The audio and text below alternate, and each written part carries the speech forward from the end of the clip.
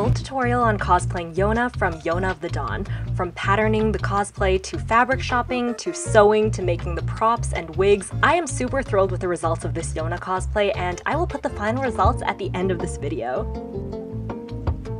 I watched Yona of the Dawn for the first time about a year ago, and even though I'm much more into shonen, I really did enjoy this one for a shoujo. The reason that I wanted to cosplay Yona is because I really like her costume, like the dress, the sash, the earrings, and I felt like it would be a good challenge, but still doable without stressing me out. She's also a character that I enjoy watching because even though she starts off a bit meek, quite sheltered, naive, she becomes very courageous and independent throughout the course of the story. The very first thing that I did when I decided for sure that I wanted to do this cosplay was print out the reference sheets. I was looking at anime frames, manga panels, fan art, and cosplays done by other cosplayers, and this is something that I would recommend that everyone does when they first start out with a cosplay. After that, it was time to take a trip to the fabric store to see if they even had the fabrics that I wanted. I was looking for a pale pastel pink for the base dress, some bright but deeper pinks and reds, and of course, a lighter green for the cape. Once I made sure the fabric store had all the fabrics I was looking for, I got right into patterning. Even though I do cosplay a lot and I know how to sew, patterning is completely new to me. So I used my dress for Fubuki from One Punch Man as the template for this cosplay, and I traced all of Fubuki's dress panels onto a huge sheet of paper and labeled different parts of them as sleeve, hem, left and right, left to seam allowance, just so I wouldn't be confused, and then I cut out all my patterns. When you are making patterns, it's so important to be open to the idea that things will change a lot. I found that when I was doing it, I wasn't aware that so many things would constantly need to be adjusted every time that I even draped it across my body or held it up to see whether or not it would fit. The thing is, when you do this, you won't need too many materials. You just need a lot of space, some big paper, tape for when you want to add certain parts to your pattern, scissors, and some type of writing utensil. I also found that doing this step, it was really helpful to look at different renditions of what other cosplayers have done, so I knew exactly what I needed, where I wanted the seams to be, how long I wanted the skirt to be, how long I wanted sleeves to be, and also for myself at least, when I look at other people's interpretations of a character, I also feel more inspired myself. When I was done with the shirt, dress, and sash, I had about 8, 9, 10 pieces in total, and all of them I brought with me to the fabric store for fabric shopping. But before we get there, here is me sewing the practice version of the dress. Making a mock-up can be really helpful, especially if you're like me and you're a beginner. So to make this mock-up, I used 2 different pieces of fabric. One was a bed sheet and one was a tablecloth, so 2 things that would otherwise just be donated or given away. I found that sewing a mock-up gave me really helpful information about how I wanted certain things to look. Once I could try it on and see it on my own body, I could know if I wanted, for example, the neckline to be wider, if I needed the hips to be a little bigger, and then I could make these alterations onto the paper pattern, so the paper pattern would be my perfect fit for when I actually do this on my real fabric.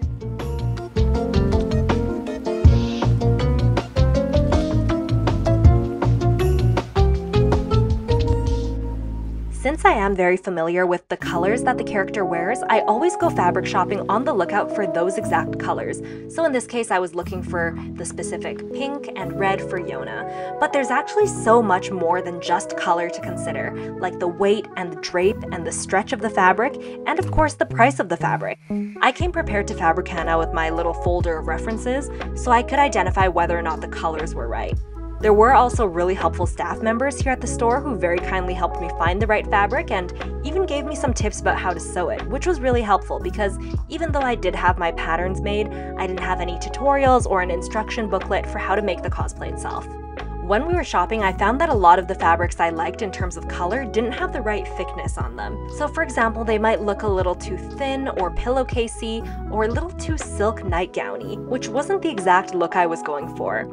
I even ended up checking out the second floor where they sell a lot of curtains and nothing really quite matched color-wise there. In the end, I decided on a thinner fabric for the outside and then a thicker, more canvasy lining that I would sew inside. I initially wasn't planning on even sewing a lining, but I was open to doing it. After choosing all the fabrics, I picked up some nice decorative trim and all the right threads that I would need to match the fabric. I bring all my patterns with me to go fabric shopping. They were in the black bag that I was carrying earlier, and this helps me make sure that I go home with the right amount of fabric. This is something that I would recommend to everyone who is going fabric shopping and who is a sewing beginner, because you don't want to go home with too much and be wasteful, but you also don't want to run out and need to go back to the store. Last time I was sewing my cosplay for Kohaku from Dr. Stone, and I forgot to bring my patterns to the fabric store. I ended up missing just a little bit of fabric, and when I went back to the store to buy more of that fabric that I was missing, the available fabric left was from a different dye lot, which meant that it was dyed separately, and then all the colors that they had didn't 100% match the original fabric that I'd sewn with. And of course for this one I ended up getting the zipper, cord tassel, and a special set of needles that I would need for the golden thread that I would need to sew the trim.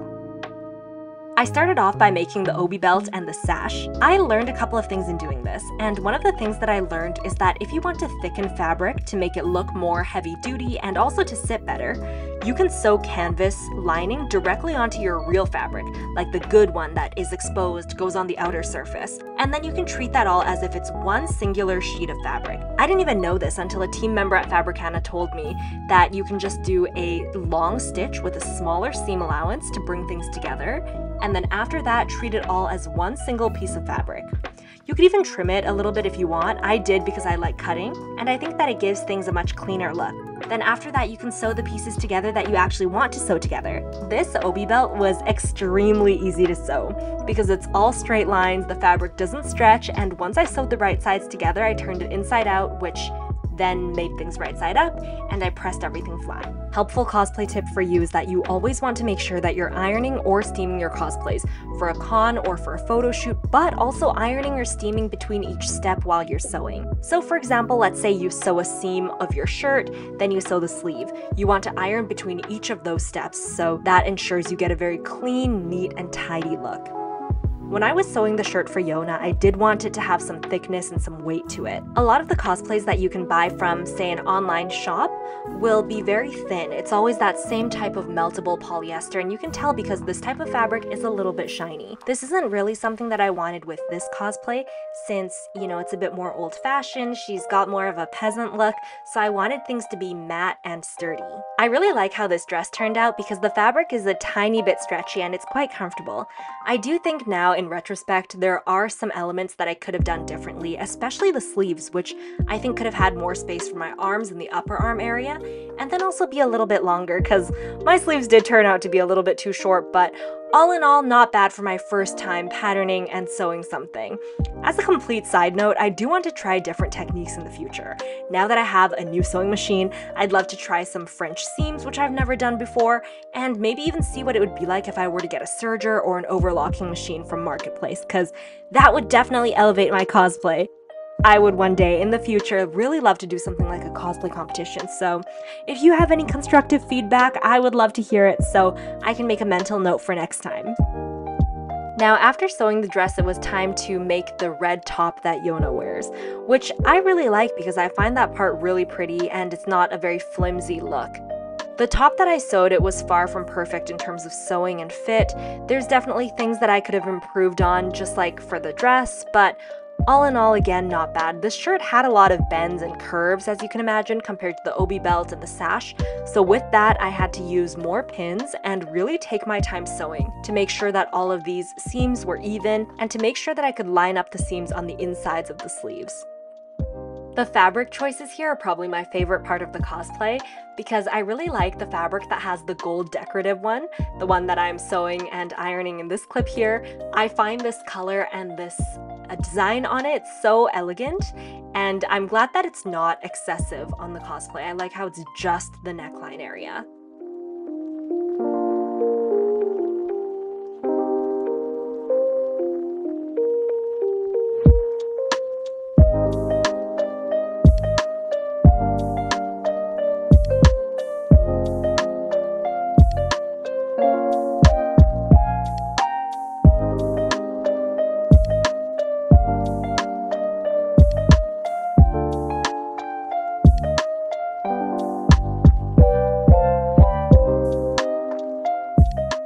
After all of the cutting, ironing, pinning, sewing, it was time to try everything on, and this is how it was looking. I felt like I was wearing scrubs. It definitely looked like it was giving scrubs, but once we put on the decorative pieces and the obi and the sash, it'll look a lot better.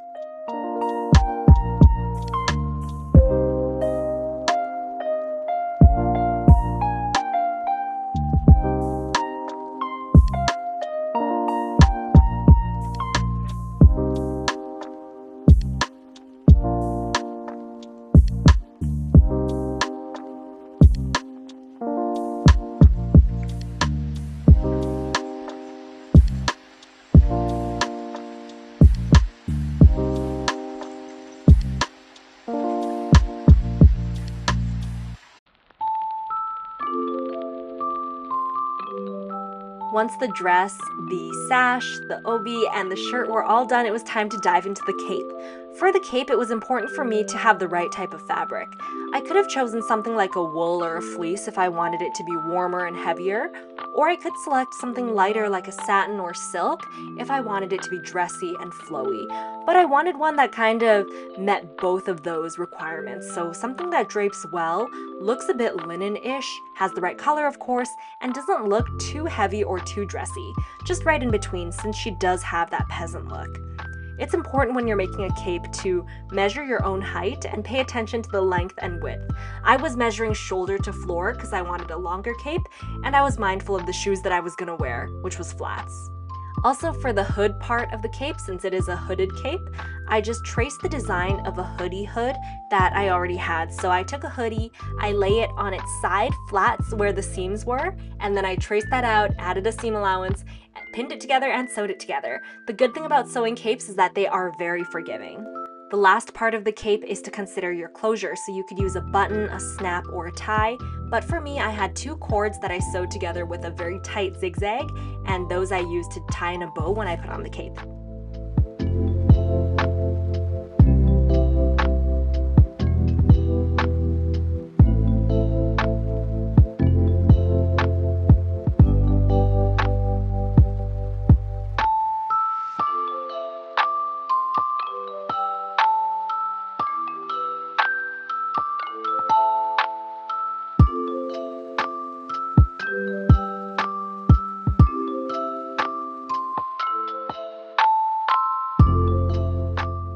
Once the costume and the earrings were complete, it was time to get started on the prop. In terms of props, Yona is an archer, she uses a bow. So my dad got a big plank of wood from his job, he works as a renovator, and he was able to carve that into a bow shape. We were consulting reference images, of course, and then it was time for me to paint the bow. It was primed with Rust-Oleum flat gray primer, which is my go-to primer, and I mixed my own paint color. So with paint colors, whenever I need to make a brown, I like to make my own brown by mixing yellow, red, and green, and then you can kind of adjust this brown to be a redder brown, a greener brown, or a more yellowy brown. Once I felt like I had the right shade of brown, it was time to get painting.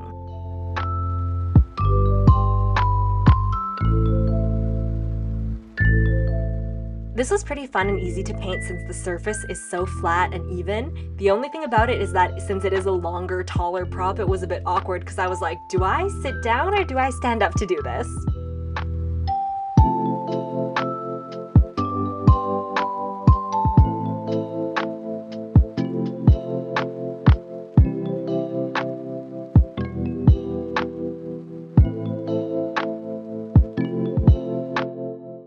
To make the fabric part that goes around the area that she holds, I took some white fabric, it was a very thin cotton, and I dyed it with coffee. I find that a lot of the times when I airbrush something to look worn, or if I paint something to look worn, it doesn't really look used, it just looks painted. So in order to make something look very used and stained, coffee does a very good job of making it have a subtle color change. So this white fabric was now a bit of a creamy beige, and then I just snipped and ripped it to make it look very worn down, and then I wrapped it around the middle of the bow.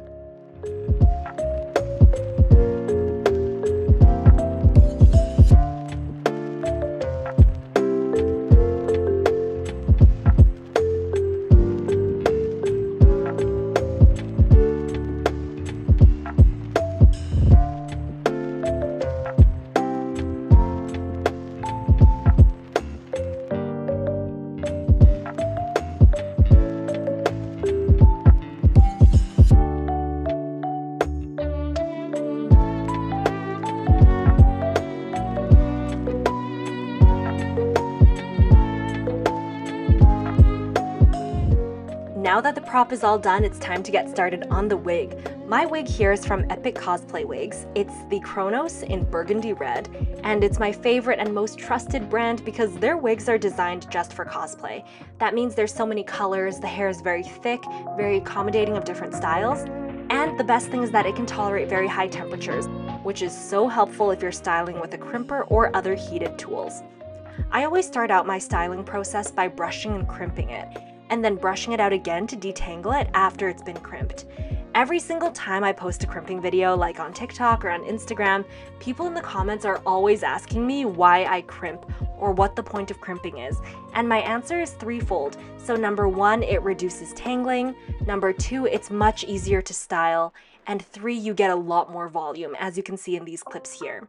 I do have a 10-minute crimping tutorial on my TikTok if you want to learn how to do it in a very efficient and effective way. The next step is to analyze your reference photos and to see which major sections of hair you need to prepare. So again, most important thing, look at your reference photos, gather them before you get started, and consult with them regularly. For example, here, do you need to part the hair? How many sections of bangs are there? How does right look different than left? Is there center bangs, etc.? You can start to then look at it section by section. It is totally overwhelming when you're styling a wig to look at it in its entirety and think, that is a lot I have to style, but if you break it down into chunks like left side bangs, middle bangs, top of the head, depending on what the character's hairstyle is, it does become much more manageable. Again, keep checking your reference images to make sure that you're getting the important characteristics of that wig style down. The secret to doing wigs is to be very patient and very precise. You're going to look at the anime reference and check out strands, where they fall exactly in relation to the face and in relation to other strands. Like for example, where do they lie in relation to the eyebrows? Where is this strand in relation to the one beside it? And you're going to be poking needles to hold them there in place. I say this all the time, when you are styling wigs, you can't really think of it as hair styling because this isn't hair. It's not made of keratin, it's not made of protein. You need to think of wig styling as manipulating thermoplastics.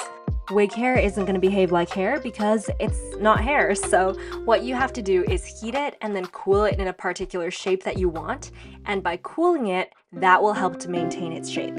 For me, I heat it up with a crimper, and then I wrap it around a rolled napkin to get the curls, and I hold it there until the hair has cooled down. Once I release it, it'll have a nice little curl. That's also why I'm using so many pins in the front of the bangs. I counted, actually it was about 49 pins, and that's to make sure that it stays in the shape that I want it while I heat it with a steamer and then let it cool down. On the day of my photo shoot, I did my makeup, and this is what it looks like in natural lighting, front camera with no filter. You can see that my skin has a lot of freckles. Even under the foundation and concealer, you can still see all my freckles, and I've got lots of bumps and some creasing, some discoloration, obviously totally normal. I was super anticipating this photo shoot because I'd made the YONA cosplay a few months ago, and I hadn't gotten the chance to shoot it yet because I live in Vancouver where, as you can imagine, the weather most days of the year is going to be very rainy, gloomy, and gray, especially in the winter and spring. What sucks is sometimes we do have nice weather, but it'll be like in the middle of the week when I have to work. So when we finally had a beautiful, nice sunny day on a Saturday, I was like, let's do this. And I got my friends, I put on my outfit, and we headed out to the park.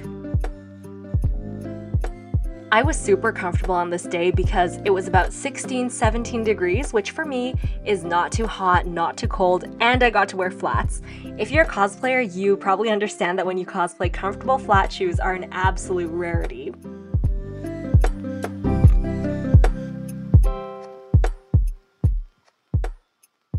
The photographer that I'm working with, his name is Eric, and his work is absolutely immaculate. You can check it out on Instagram or on TikTok at Eric3D, and the way that his name is spelled, it's Eric with an H, so E-R-I-C-H 3D. And on this day, my friends also pulled up to hang out with us in the middle of the day.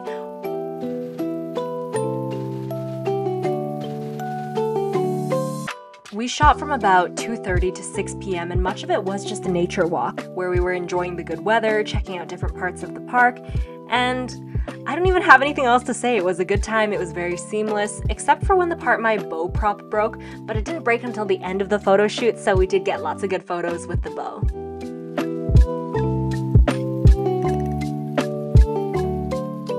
A cosplay photo shoot tip that I personally find very helpful is to constantly be in motion. I really love it when photographers encourage me to move around, so to constantly have flow, like all my limbs are moving, my fingertips are extending, I'm turning a certain way, my head is tilting. I find that these photos, the dynamic ones, look so much better than photos where you are completely static and you're smiling, because those can look really stiff, because the longer that you're holding a pose, if the photographer is adjusting their settings for a very long time and you're frozen in that pose, things can start to look a little bit awkward when you look at the photos later on. So what I would strongly recommend is that you are in motion. You can let your photographer know that you hope to move around, and then you can just be your character. So for example, in this photo shoot, Yona is someone who is sheltered, but she's also a bit explorative. So she's exploring, she's curious, she's interested, and okay, this was just me messing around, so don't look at that. But before, when I was posing, it was a matter of looking very intrigued by the environment, and this will come across in your photos. Whatever character you're trying to convey in the photos, you want to really try to capture their essence. Like, are they mysterious? Are they serious? Are they curious? And you express that with both your expressions and your actions. For the vlog. For this way.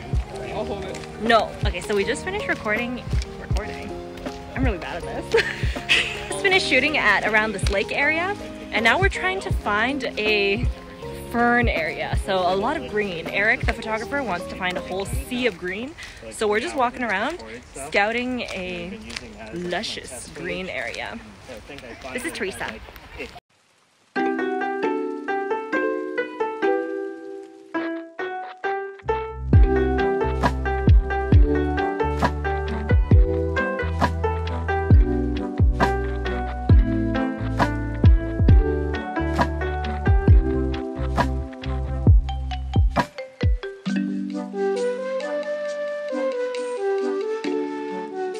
Before I show you what we did after the photo shoot and I show you the final results, I just have to say, there you have it. Like, here's the journey from the concept to the creation of the cosplay, and thank you so much for following along with me as I tackled all the steps of the process, from all the patterning to sewing to styling the wig. It was definitely a labor of love, but seeing the final result and seeing all these behind the scenes videos does make it worth it to me. Before we wrap it all up, I do want to thank everyone who supported me throughout this whole project. Whether you encouraged me in an Instagram message, or if you were commenting on any of my things, or if you were somebody who helped me with like the fabric or the patterning, I really do appreciate it, because I definitely couldn't have done any of this without you. Me with my little small brain and my lack of knowledge when it comes to sewing and wigs, I feel like I've learned a lot from the community.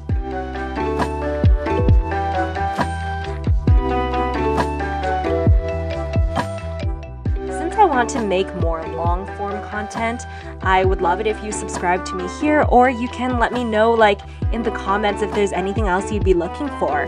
I'm very used to making very short TikTok tutorials, like how to crimp a wig 3 minutes, how to, sew this, how to style this, and it's all, very short, like 90-second videos. So I do think there's the opportunity for me to dive into more depth here on YouTube, and if you have any suggestions, I would really love to hear that.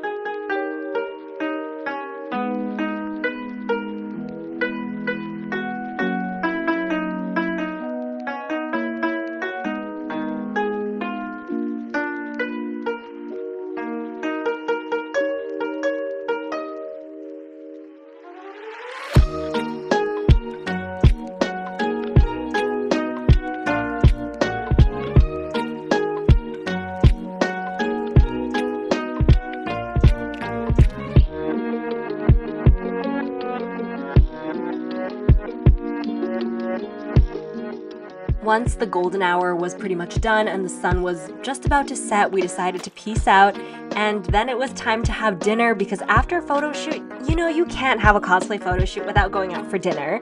I used to not do that, and then I realized that if I just took off my wig and I brought a change of clothes, I could be comfortable having dinner, because I think my logic before is that if I wore a cosplay and a wig at dinner, people at the restaurant would look at me, I would feel uncomfortable, and that would not be good. Then I realized I could just change, which is so much better. So after dinner, which was delicious, I had seared sushi, like 8 different types. There was crab, tuna belly, and chopped scallop. Those were my favorite. After dinner, we had to get dessert, and I had soft serve, which is one of my favorites, and it was a Thai tea flavored soft serve with Tim Tams on top, like the Australian dessert. And when I got home, this is how I was looking, how the makeup was looking after about 10 hours. I showed my dad the broken bow, and then it was time to take off all my makeup and head over to sleep, aka lie in my bed and look at all the behind the scenes videos on my phone. Before I show you all of our final footage, here is my skin at the end of the day. You can see it's very much imperfect, especially after wearing it for so long. Anyways, here are the final videos. Let me know what you think.